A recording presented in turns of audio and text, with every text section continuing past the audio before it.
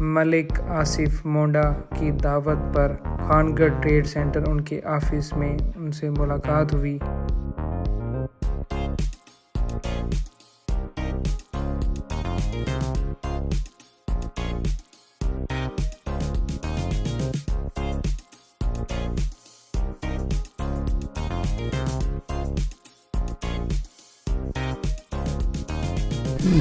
جی بسم اللہ الرحمن الرحیم۔ آج کے ہمارے سیاسی مہمان جو کہ کسی تعارف کا محتاج نہیں ہے، ایک نوجوان ابھرتی ہوئی شخصیت جناب ملک آصف مونڈا صاحب۔ آئیے ہم پوچھتے ہیں سیاست میں انہوں نے اپنا آغاز کس پارٹی سے کیا اور آگے عزائم ان کے کیا ہیں؟ جی السلام علیکم۔ وعلیکم السلام۔ مجھے خوشی ہوئی کہ آپ نے یہ عزت بخشی، آپ تشریف لے آئے، یہ میرے لیے باعث فخر ہے۔ باقی جو میں اپنے بارے میں بتانا چاہوں، میں ایک متوسط طبقے سے میرا تعلق ہے، گھرانے سے۔ میں بحیثیت قوم جیسے مسائل ہوتے ہیں ہمارے علاقے کے، ان مسائل کو دیکھتے ہوئے، ان محرومیوں کو دیکھتے ہوئے یہ میں نے عزم کیا تھا کہ کچھ نہ کچھ کیا جائے۔ تو اس کے لیے میں نے مختلف پہلو دیکھے جہاں پہ خدمت خلق کرنے کے لیے، تو مجھے یہ پلیٹ فارم بہت اچھا لگا کہ یہاں سے زیادہ لوگوں کو خدمت کی جا سکتی ہے۔ اس کی وجہ یہ ہے کہ یہاں آپ کو ہر طبقے کے لوگ میسر بھی ہوتے ہیں، آپ ان کے مسائل کو حل کرنے کے لیے اویلیبل بھی ہوتے ہیں۔ یہ وہ جگہ ہے جہاں پہ ہر طبقے سے، غربت سے، ظالم کے ظلم سے ڈسے ہوئے لوگ، ایون کہ کوئی بھی مسائل ہوں، یہاں پہ اس پلیٹ فارم پہ سارے اکٹھے ہو جاتے ہیں۔ تو یہاں پہ آپ ایک ہی پلیٹ فارم سے پورے مسائل کو کور کر سکتے ہیں اگر آپ کرنا چاہتے ہیں۔ تو یہ وہ وجہ ہے اس راستے کو اختیار کرنے کے لیے۔ اور دوسری بات یہ میں نے کب اور کیسے اور کیوں اور کہاں سے سٹارٹ کیا ہے، تو وہ میں بتانا چاہوں گا۔ 2013 جنرل الیکشن جو تھا وہ ہمارا سیاسی آغاز ہے۔ اس سے پہلے میرے چچا ملک عبدالمجید وہ کونسلر رہ چکے ہیں ہماری فیملی میں۔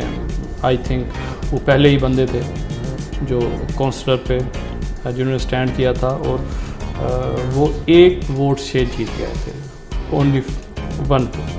اور ان کے انگیز نواب صاحبان پینل تھا، وہ میاں عطا قریشی کے پینل سے تھے۔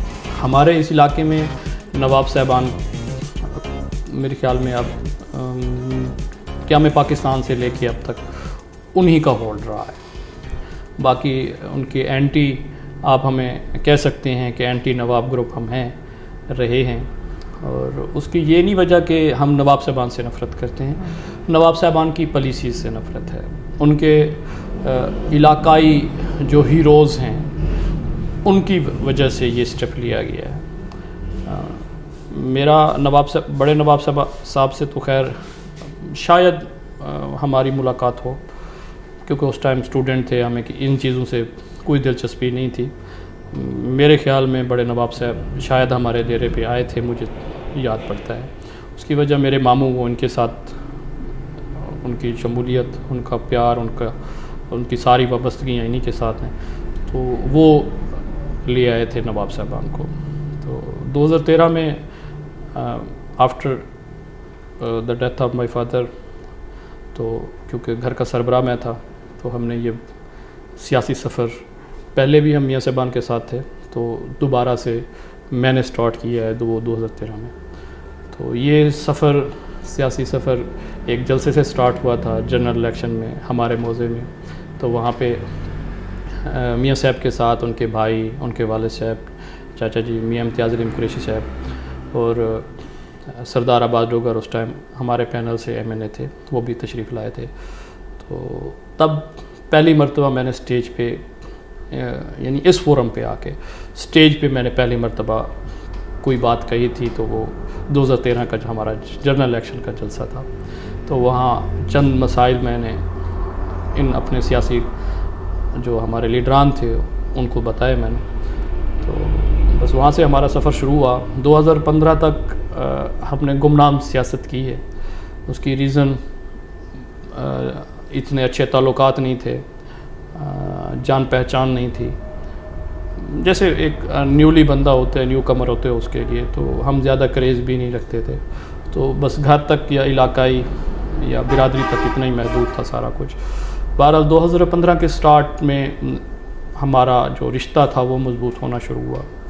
وہ بھی ایک ایکسیڈنٹل کیس ہے کہہ سکتے ہیں آپ. تو میں مظفر گڑھ گیا ہوا تھا, تو میاں عمران سے جو ہمارے ایم پی اے تھے ان سے اتنی زیادہ وابستگی نہیں تھی. تو میاں رحیم رضا جن سے ہمارا زیادہ تعلق تھا, ان کے چھوٹے بھائی سے, والد صاحب تو خیر جانتے ہوں گے, ڈیفینیٹلی جانتے ہوں گے, لیکن انہوں نے کبھی تعارف نہیں کروایا تھا. ہم اسکول ٹائم, اسکول سے گھر, تو اسی وجہ سے سیاسی تعارف بالکل نہیں تھا.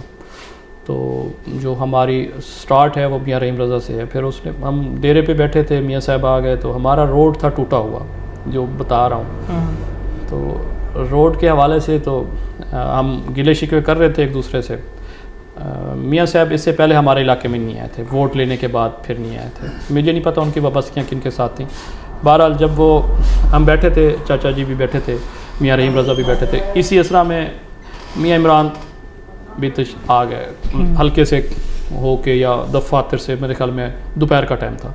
تو ہم بیٹھے تھے, تو پہلا لفظ یہی تھا کہ یار ان لوگوں کی سڑک آپ نے نہیں بنائی, میاں رحیم رضا نے کہا. تو میاں صاحب نے حسب روایت, وہ ایم پی اے بھی تھے, تو انہوں نے کہا یہ ملتے نہیں ہیں. تو یعنی انہوں نے روٹین میں ایسے ہی کہہ دیا, تو جو کہ میرے لیے تو نیا لفظ تھا. تو میں نے فیل کیا, میں نے کہا سر اگر ملنے اور آپ کے ڈیروں پہ چکر لگانے والی بات ہوتی تو ہمیں خان گڑھ کے ڈیرے نزدیک پڑتے ہیں. تو ان کی اعلیٰ ظرفی, ان کا بڑا پن, تو وہ انہوں نے میری بات کو پک کیا اور اٹھ کے انہوں نے مجھے گلے لگایا. اس نے کہا نہیں, میرا یہ کہنے کا مقصد نہیں تھا. تو وہ لفظ تھے جہاں سے ہماری دوستی سٹارٹ ہوتی ہے. یہ اس لیے میں نے بتانا تاکہ بیک گراؤنڈ بتاؤں. وہ میرے وہ تلخ لفظ تھے جو اس نے بھانپ لیے. یہ ان کا بڑا پن ہے کہ انہوں نے وہیں سے, اس چنگاری سے ہی ہمارا یہ آج جو تعلق ہے, اس کو تناور درخت کہہ لیں, اس کو کچھ بھی کہہ لیں آپ, وہ وہاں سے سٹارٹ ہوتا ہے. بہرحال ان کا پیار, ان کی محبت. تو انہوں نے کہا جی میں نے ان کا جو روڈ ہے وہ آلریڈی اسکیم میں نے پلاننگ میں دی ہوئی ہے. تو اس نے ثبوت کے طور پر ہمیں اٹھا کے دیا, 2 کاغذ تھے اس میں. اس نے کہا یہ دیکھیں, یہ آپ کا روڈ میں نے آلریڈی اسکیم پہ دیا ہوا ہے, تو میں چاہتا ہوں آپ کو کارپیٹ روڈ دوں. پھر ہماری کافی گفتگو ہوتی ہے. تو پھر وہاں سے ہمارا تعلق آہستہ آہستہ مضبوط سے مضبوط تر ہوتا گیا. جناب, سیاست میں اپنا استاد کسے سمجھتے ہیں آپ؟ ویسے تو میں سمجھتا ہوں سیاست کوئی ایسی چیز نہیں ہے جہاں پہ آپ کو ایک کرسی پہ بیٹھ کے آپ سیکھ سکتے ہیں. میں نہیں سمجھتا کسی ایک پلیٹ فارم سے آپ سیکھ سکتے ہیں, نہیں سمجھتا. آپ کو یہ ایک روزانہ کی نئی تجربہ گاہ ہے میرے خیال سے. آپ جتنا سیکھ کے رات کو سوتے ہیں, شاید آج بھی یہ میں نے کر لیا ہے, تو صبح اٹھتے ہیں تو آپ کو نئے مسائل, اس کے نئے طریقہ کار سے اس کے حل ڈھونڈنے, دوبارہ سے نئے سرے سے آپ کو سٹارٹ کرنے پڑتے. اگر سیاست ایک ایسا کام ہے, آپ اس کو جب چھوڑتے ہیں تو وہ یہ نہیں ہوتا کہ یہاں پہ چھوڑ کے جا رہے ہیں تو کل یہاں سے سٹارٹ کریں, نہیں, ایسا نہیں ہوتا. یہ ایک مسلسل جاب ہے, مسلسل جاب اور مسلسل ایکسپیریمنٹل جاب ہے. آپ مسلسل اس میں تجربات کرتے جائیں, اس میں امپرومنٹ لیتے جائیں. ملک میں نوجوان سیاست کا فروغ چند سالوں میں پیدا ہوا ہے. اس سے پہلے نوجوانوں پر لوگ ایک تو توجہ نہیں دیتے تھے, اعتماد نہیں کرتے تھے. آج نوجوان سیاست کو لوگ تسلیم بھی کر رہے ہیں اور اعتماد بھی کر رہے ہیں. آپ کیا سمجھتے ہیں کہ آئندہ آپ PP 275 سے ایم پی اے کے یا ایم این اے کے امیدوار ہو سکتے ہیں؟ ہاں, یہ نوجوانوں کی جو بات ہے یہ کافی حد تک بہتر ہے آپ کی.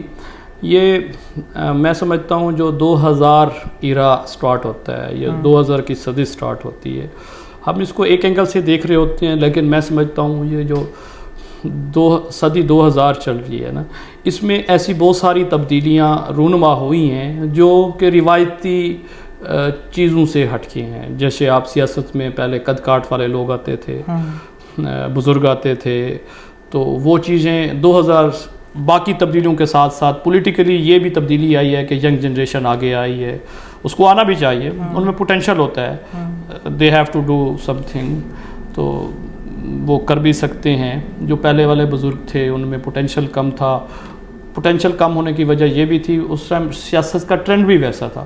اب سیاست جیسے دنیا روزمرہ زندگی میں جدت آ گئی ہے, آپ کہہ سکتے ہیں سپیڈ زیادہ ہو گئی ہے, اسپیڈلی سارا کچھ ہو رہا ہے, اس کو آپ کہہ دیں کمپیوٹر نظام آ گیا, تو اس میں آپ کو ویسے لوگ چاہیے تھے. تو اس رفتار سے یہ جو کمی آ رہی ہے اس کو فل کریں. اور باقی اپنے والے سے تو میں اس پہ جو کمنٹس دینا چاہوں گا, میرے بڑے بھائی میاں عمران میرے لیڈر بھی ہیں, میرے بھائی بھی ہیں. میں نے قریشی خاندان سے اگر مجھ میں کچھ اچھی چیزیں اگر ہیں میرے گھر کے علاوہ جو میں نے سیکھی ہیں تو وہ میں نے اس خاندان سے سیکھی ہیں. اس میں ادب ہو گیا, احترام ہو گیا, آپ کا ظرف ہو گیا, یہ بہت ساری چیزیں ہیں جو میں نے ان سے تربیتی طور پہ سیکھی ہیں, تو یہ میں ان کو کریڈٹ دینا چاہوں گا.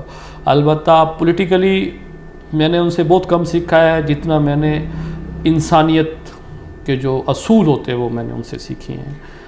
اچھا, تو سٹارٹ میں وہ اگر چاہیں گے ان کے پلیٹ فارم سے اپنی عوامی خدمات جیسے کہ میں آج کل سر انجام دے رہا ہوں ان کے پلیٹ فارم سے اگر وہ مناسب سمجھیں گے تو مجھے خوشی ہوگی. میں انشاءاللہ اگر مجھے اہل علاقہ عوام یہ موقع دیتی ہے کہ میں پارلیمنٹ میں بیٹھ کے ان کے مسائل اجاگر کروں تو انشاءاللہ اسی لگن سے جیسے اب تو انشاءاللہ وہاں پہ بھی کوشش کی. خان گڑھ میں سیاسی درسگاہ نواب نصر اللہ خان کا گھر سمجھا جاتا ہے, جہاں سے بڑے بڑے سیاستدان شرف حاصل کر کر آج اقتدار کے ایوانوں میں بیٹھے ہیں. آپ کیا سمجھتے ہیں نواب صاحب جو کہ اس دنیا میں نہیں رہے, کیا ان کی اولاد اس حلقے میں ان کی طرح سیاست کر رہی ہے؟ اللہ پاک ان کو ان کی مغفرت فرمائے, جنت اور فردوس میں اعلیٰ مقام عطا فرمائے. فزیکلی تو میں ان کے بارے میں نہیں جانتا, البتہ جو ان کے بارے میں سنا جاتا ہے, جو لکھا گیا ہے ان کے بارے میں, تو وہ ایک گریٹ انسان تھے. وہ بہت ان کی جتنی تعریف کی جائے کم ہے, کیونکہ اب وہ یہاں اس دنیا سے رخصت ہو گئے ہیں, تو ان کی جتنی تعریف کی جائے کم ہے. اب اگر وہ چیزیں دیکھی جائیں جو آج اس معاشرے میں ہمیں ان کے بارے میں سننے میں آتی ہیں تو زمین آسمان کا فرق ہے. تو یہ کسی اینگل سے بھی یہ بھی قابل احترام ہے ہمارے لیے. پولیٹیکلی تو اپنی جگہ پہ, ویسے اخلاقی طور پہ میں یہ بھی قابل قدر ہیں, لیکن جو ان میں پوٹینشیل تھا, ان میں جو ان کا طریقہ کار تھا, تو یہ ان کی اینٹی. ان کو شرافت کا لبادہ تو انہوں نے اوڑھا ہوا ہے, میرے خیال میں یہ اتنے شریف نہیں. سیاست میں سیاسی پرچے, بدماشییں, لوگوں کو مروانا, کٹوانا, ڈھکوانا, یہ کیا سمجھتے ہیں کہ سیاست میں اب جیسے کہ آپ نے سن 2000 کی مثال دی, سیاست میں بہت سی چیزیں تبدیل ہو گئی ہیں, لوگوں میں شعور آیا, لوگوں میں اچھے اور برے کی سمجھ آئی ہے. کیا سمجھتے ہیں کہ اس وقت اتنا جدید ترین دور ہے, اس دوران لوگوں کو ڈنڈے کے زور پر, سیاست میں اقتدار کے زور پر کسی کی آواز دبا لینا یا پھر ان کو ذہنی غلام بنانا, کیا یہ ممکن ہے؟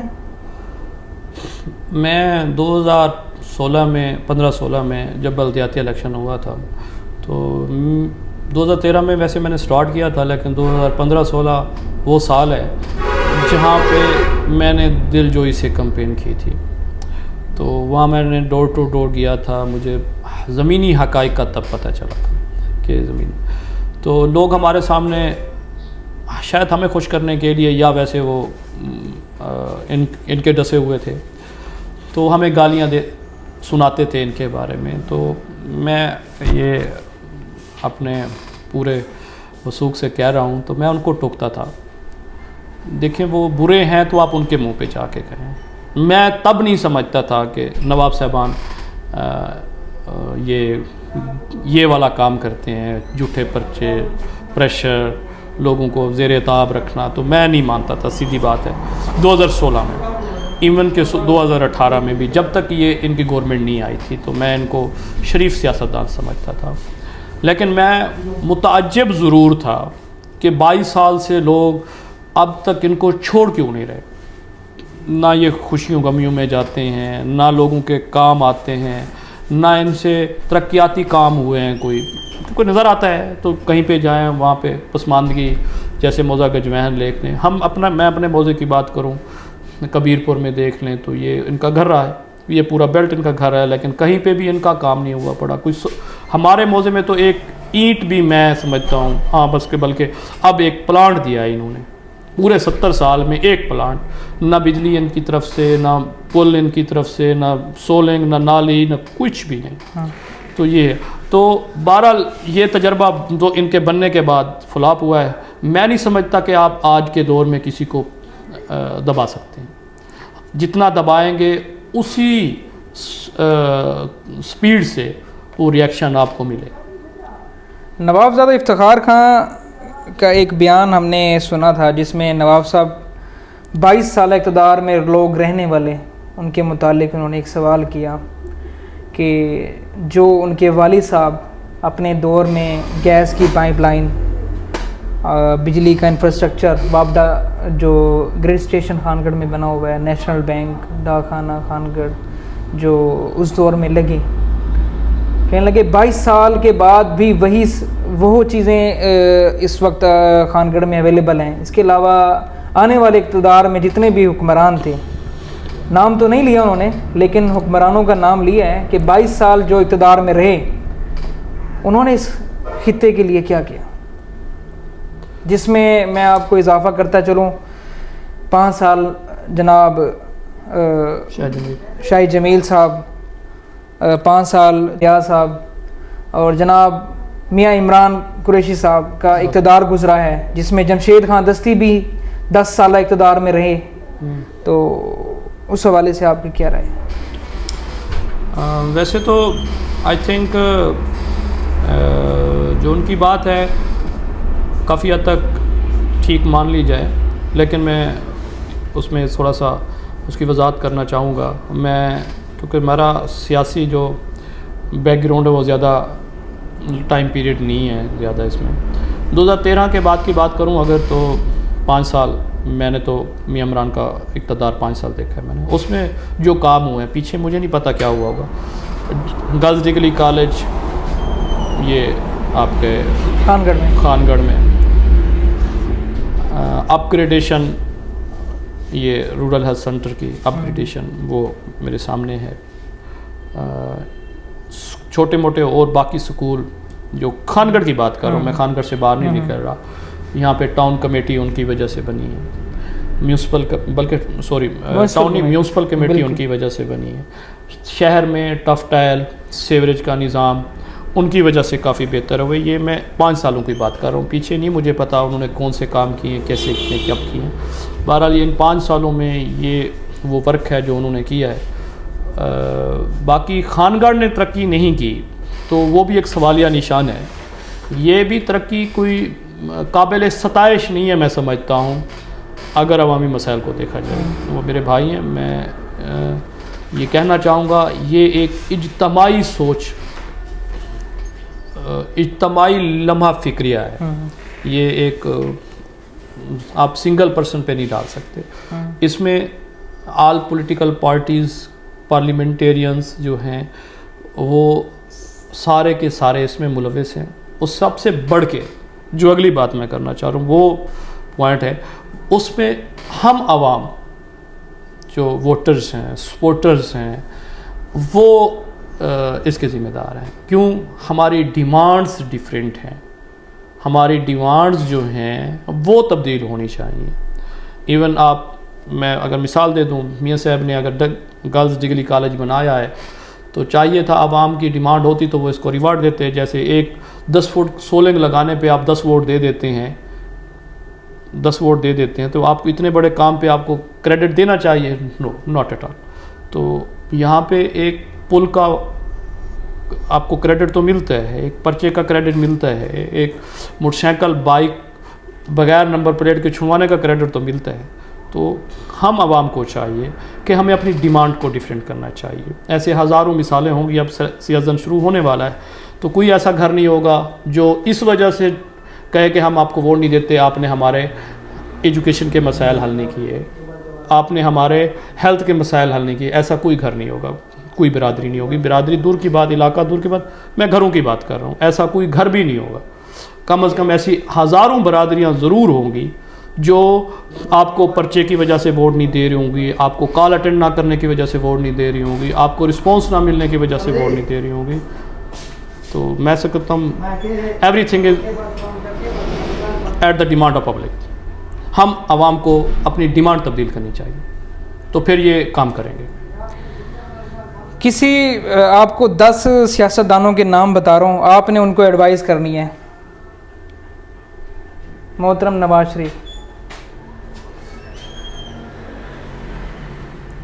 ان کو میں میاں نواز شریف صاحب کو اپنا لیڈر مانتا ہوں.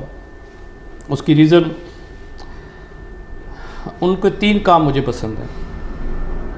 ایڈمنسٹریشن کنٹرول ایک بات, دوسرا ان کے دور میں امن, یہ ان کو دوسرا کریڈٹ جاتا ہے, یہ ان کی جو سب سے بڑی کارکردگی ہے. تھرڈ جو ان کا, جو میں ان کو بہتر سمجھتا ہوں باقیوں کی نسبت, تو ان کے دور میں ڈسپلن ہوتا ہے. بینگ ایک چپڑاسی ہوتا ہے, ڈی سی ہوتا ہے. ادروائز مجھے ایون کہ اب پی ٹی آئی کا دور بھی ختم ہوا ہے, تو یہاں پہ بھی مجھے یہ چیز دیکھنے میں نہیں آئی. تو وہاں پہ ان کو ایڈوائس میں یہ دینا چاہوں گا, یو ہیو ٹو ڈیٹرمائنڈ. آپ کو ڈٹرمینیشن کرنی چاہیے اپنی پارٹی کو. نمبر 2 پہ ذوالفقار علی بھٹو صاحب. He was a legend. میں ان کی اکثر سپیچز سنتا ہوں. انسان ہے, انسان سے غلطیاں ہو جاتی ہیں, اس کے نیگیٹو فیکٹر بھی بہت سارے ہیں. وہ بھی میں یہاں پہ میں پازیٹیو بات کرنا چاہوں گا, اونلی کسی بھی پارٹی کی ہو پازیٹیو بات کرنا ہے. لیکن ہی واز اے لیجنڈ, تو ہم نے اس کی قدر نہیں کی. نمبر 3 پہ لیاقت علی خان. وہ ہمارے ہیرو ہیں, ان سے تو کمپیریزن نہیں ہے. یہاں پہ مجھے افسوس ہوتا ہے بحیثیت قوم, ہم محسن کش لوگ ہیں. شیخ مجیب الرحمان. وہ بھی کیونکہ اب ہمارا وہ حصہ نہیں رہے, لیکن جہاں تک میں نے دیکھا ہے he was a great man. Bilawal Bhutto. Newly person ہے, اس میں پوٹینشیل بھی ہے, لیکن سسٹم کے مسائل ہیں, اس کو حل کرنا چاہیے. عمران خان. وہ آپ کہہ سکتے ہیں لیڈر, تو میں خیر اسے نہیں مانتا, سچی بات ہے, بٹ وہ ایک اچھا بیانیہ تو میں بتاتا ہوں نا جی. وہ ایک اچھا مقرر ہے, اس میں یہ کوالٹی ہے کہ وہ مجمع کو جتنا بڑا بھی کراؤڈ ہو وہ اس کو قائل کر سکتا ہے, اس کو کنونس کر سکتا ہے, اس میں کیپیسٹی ہے. اگر وہ اس کو پازیٹیولی یوز کرنا چاہے تو وہ کچھ کر سکے گا, کر جائے گا. لیکن ابھی اس کے کول و تضاد میں اتنا فرق ہے, آئی کین ناٹ ٹرسٹ. میاں شہباز شریف. وہ ایک اچھا پارٹی لیڈر کی بات کروں تو وہ ایک اچھا ورکر ہے پارٹی میں, بٹ ناٹ اے لیڈر. بے نظیر بھٹو. بی بی بے نظیر شہید, میں تب میٹرک میں پڑھ رہا تھا جب اس کی شہادت ہوئی تھی. اللہ پاک اس کی مغفرت فرمائے. تو ہمیں اسکول میں بیٹھے تھے تو پتہ چلا تھا, افراتفری ہو گئی تو ہمیں پیدل گھر آنا پڑا. تو اتنی یعنی ایک دم میں پورا ملک جام ہو گیا تھا. تو ابھی تو وہ تاریخ کا حصہ ہے, تو تاریخ کے حساب سے میں نے جہاں تک اس کو پڑھا ہے, وہ بھی ایک عظیم شخصیت تھی. نواب اکبر بگٹی. یہیں پہ تو افسوس ہوتا ہے جب ہم ان جیسے لوگوں کی قدر نہیں کرتے. جب آپ گھر کے شیر کو ماریں گے تو پھر کتے آپ کو کاٹیں گے, یہ اکثر سننے میں آیا ہے. تو ہمیں ضرورتوں کے حساب سے یا بس ایک ٹائم پہ ان جیسے لوگوں کو تباہ کرنا، برباد کرنا، اپنی تباہی اپنے سر لینے کے بعد. جنرل ایوب خان یہ وہ لوگ ہیں جنہوں نے ملک کو برباد کیا. نواب زادہ نصر اللہ خان. میں ان کی قدر کرتا ہوں، بحیثیت وہ میرے علاقے کے بزرگ ہیں، ان کا پوری دنیا میں نام ہے. انہوں نے انٹرنیشنل لیول پہ تو بہت اچھے کام کیے ہیں. قائد اعظم محمد علی جناح. یہ تو وہ شخصیات ہیں میرے خیال میں جن کی احسانات لفظوں میں بیان نہیں کیا جا سکتے. ان کے خدمات جن کو شاید اب ہم نے مٹی میں ملا دیا ہے، شاید ان کی روح بھی تڑپتی ہو. تو بہرحال ہمیں چاہیے کہ ہمیں ان جیسے لوگوں کے نقش قدم پہ چلنا چاہیے. تو ان کی دو چیزیں امپورٹنٹ ہیں، میں نے اکثر دیکھی ہیں. وہ ذہین فتین تو بالکل تھے. جو ذہانت آپ کی اچھائی میں کام نہ آئے اس ذہانت کو کوئی کریڈٹ نہیں دینا چاہیے. لیکن انہوں نے اپنی ذہانت، اپنی ٹوٹل ایبیلٹیز کو انہوں نے ہمیشہ پازیٹیو یوز کیا. اس کا ثمر آپ کے سامنے ہے. اس نے پورا ملک بنا کے دیا مسلمان. آپ اپنے علاقے میں کون سی ایسی چیز سمجھتے ہیں جو ہماری عوام ڈیزرو کرتی ہے؟ بات تو تلخ ہے، کیونکہ تلخ اس لیے کہہ رہا ہوں کیونکہ ہم نے خوش کرنے کے لیے آئے لوگوں کو، اپنے ووٹرز کو، سپورٹرز کو، اپنے فالوورز کو خوش کرنے کے لیے حقیقت سے دور رکھا ہوا ہے. اپنے فالوورز بنانے کے لیے یہ ایک ٹرینڈ چل رہا ہے. اس کے لیے آپ کو اخلاقی طور پہ گرنا بھی پڑے تو نو پرابلم، جھوٹ بھی بولنا پڑے تو نو پرابلم، ایکٹنگ کی کرنی پڑے تو نو پرابلم. کیونکہ سچ سننا کوئی نہیں چاہتا، سچ کڑوا ہوتا ہے. تو سیاستدانوں کے منہ سے ویسے سنا نہیں جاتا. اس کی وجہ وہ سیاست نام ہی کچھ ایسا ہے، وہ سچ کہیں تو اگلے دن ان کے دیرے پہ کوئی آئے نا، کیونکہ ان کا رشتہ ہی کمزور ہے نا سیاست کا، پولیٹیکلی. ویسے میں یہ کہنا چاہتا ہوں ہم اپنی قوم کے لیے، میں بھی عوام ہوں، میں کوئی پولیٹیکل بندہ نہیں ہوں، میں بحیثیت قوم یہ کہنا چاہتا ہوں یہ جو وہ سچ ہے. میں تصدیق اس لیے کیونکہ مجھے تنقید کا نشانہ کرنا پڑے گا. ہم عوام کو بجائے دوسروں سے کلیم کرنے کے اپنے فرائض انجام دینے چاہیے، جو کہ ہم نہیں دے.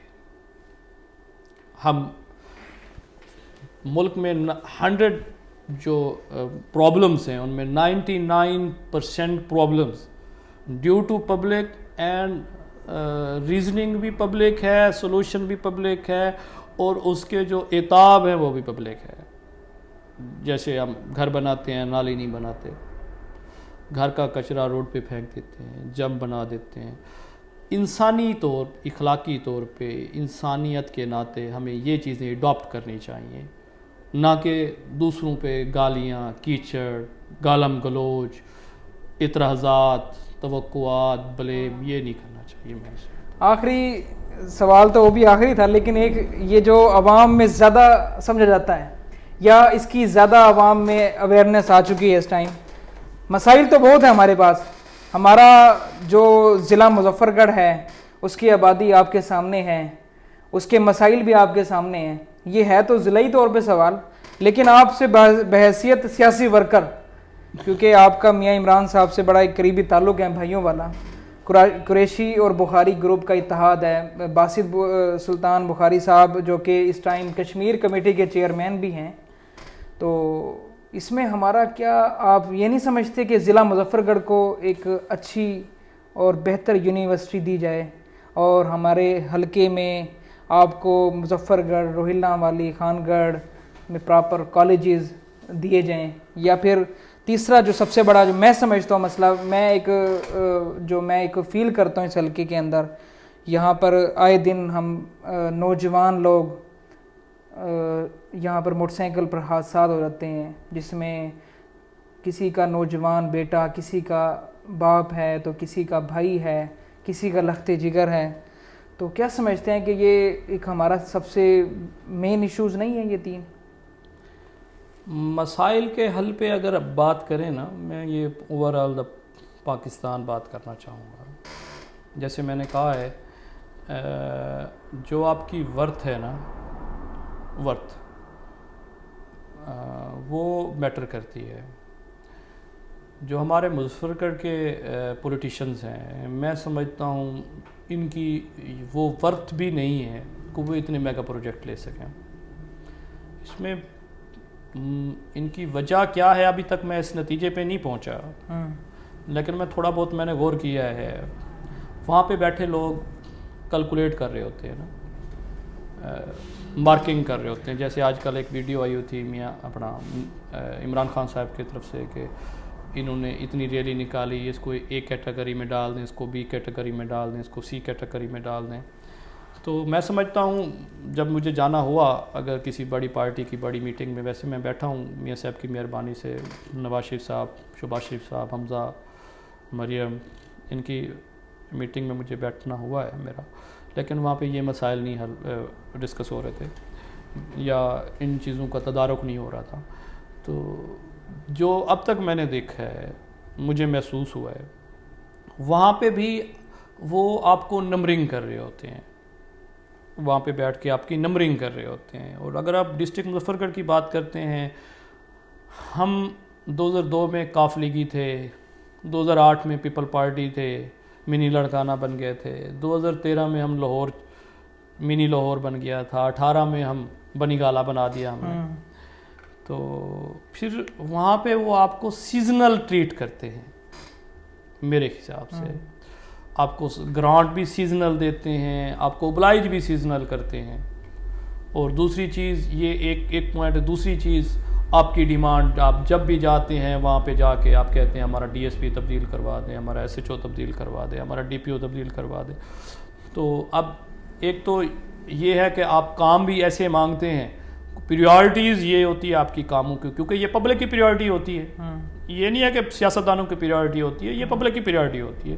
اب ایک سیاستدان کو 2 بندوں سے 10 بندوں سے زیادہ ایک M N A M P A کو نفرت ہوگی، ذاتی رنجش ہوگی، باقی تو وہ عوامی رنجش پہ کام کر رہا ہوتا ہے.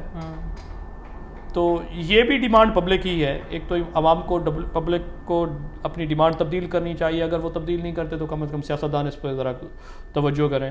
لیکن اس میں جو میں اگر سیاستدان کو مظلوم ٹھہراؤں تو وہ بات یہ ہے، جیسے میں نے آپ کو پہلے بتایا ہے کہ وہاں پہ نمبرنگ ہوتی ہے، وہ ہمیں سیزنل ٹریٹ کرتے ہیں کیونکہ ہم اگلے الیکشن پہ اس پارٹی کے ساتھ ہوں گے جو بنتی نظر آ رہی ہوگی.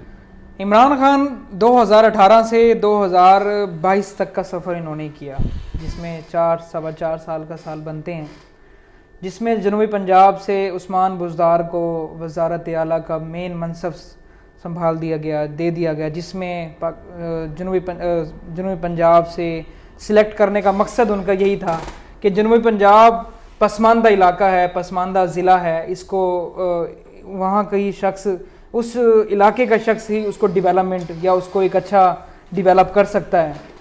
کیا عثمان بزدار آپ کے تجزیے کے مطابق صحیح ثابت رہے ہمارے لیے؟ کیونکہ جہاں تک سیاست میں گھسا ہوا ہوں، میں یہ بتانا چاہوں گا کہ ہاتھی کے دانت دکھانے کے اور کھانے کے اور ہوتے ہیں. جیسے ہم جنوبی پنجابوں والوں کو ٹریٹ کیا جاتا ہے وہ کچھ اور ہوتا ہے، میڈیا ٹاکنگ کچھ اور ہوتی ہے، پریکٹیکل ورک کچھ اور ہوتا ہے. یہ آپ کی بات صحیح ہے کہ انہوں نے سردار عثمان بزدار صاحب کو ہمارا وزیر اعلیٰ بنا دیا، جو کہ میرے خیال میں ان کا سیاسی تو سب سے غلط فیصلہ تھا. باقی ان کے مفادات کی بات کریں تو وہ ان کا بہتر فیصلہ تھا. یہ پارٹی کی بات کر رہا ہوں.